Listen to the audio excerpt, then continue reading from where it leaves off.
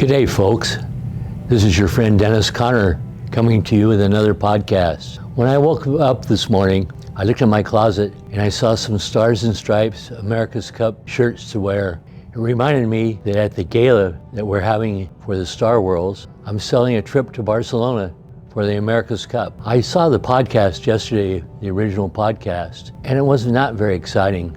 All I saw was two boats racing around at 45 knots. There was no tactics involved. I didn't see James Spithill's face and image or Terry Hutchinson's image there running the Americascup program for the New York Yacht Club. I really saw a couple of folks sitting in a cockpit, much like an F-16 or an F-18. It didn't really turn me on.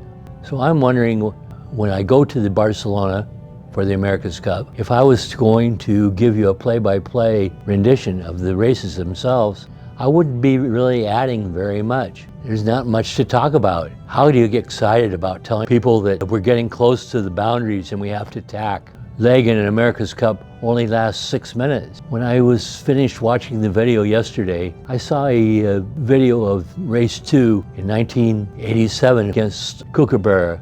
Stars and Stripes got a boat length behind at the start. I must have misjudged the line a bit. And it took me 15 minutes on starboard to work out into a position where I could force Kookaburra to tack. When we tacked, we both went on a long port tack for 15 minutes. It took a half an hour to get to the weather mark in those days. After a half an hour of racing, I put my watch on and we were only 15 seconds ahead of Kookaburra. We had a jibe set, which is a big maneuver in 25 knots of wind, and went off on the run, and Kookaburra followed us. We extended a few boat lengths more and had a nice lead around the leeward mark, but there was plenty of action. We had the water pouring down below, the crew on deck fighting the waves, and it was very exciting.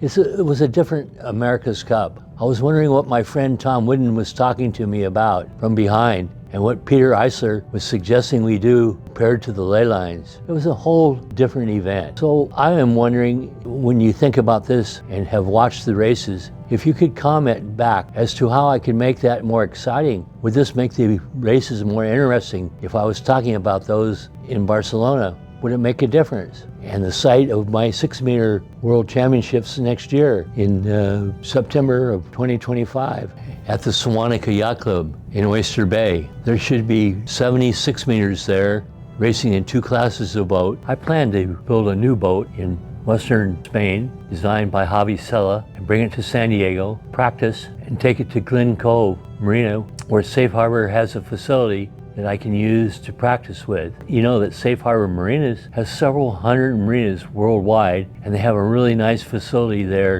in Western Long Island. It's only a few miles across the Sound to Mamaroneck, a few miles to Stanford. So I'm thinking that I'll have a launching party there of the 6-meter. Maybe I'll have Catherine Brichette break the bottle and be the maid of honor.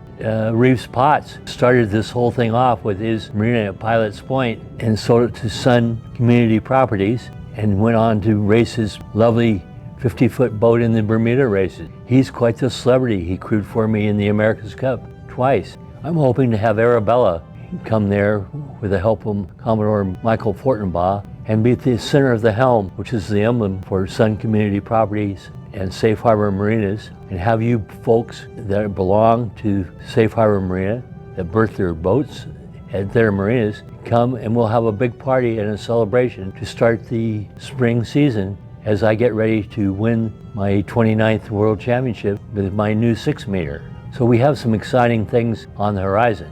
In the meantime, I'd like to have you comment on my podcasts and my presentations during the Americascup, if you think that's a good idea or not. So please send me your view of reality and what I could do better to make these podcasts more interesting. I really appreciate your help and support and your comments, and please tell your friends or send this podcast to them to enjoy. Thanks for your consideration, and we'll see you on the next broadcast.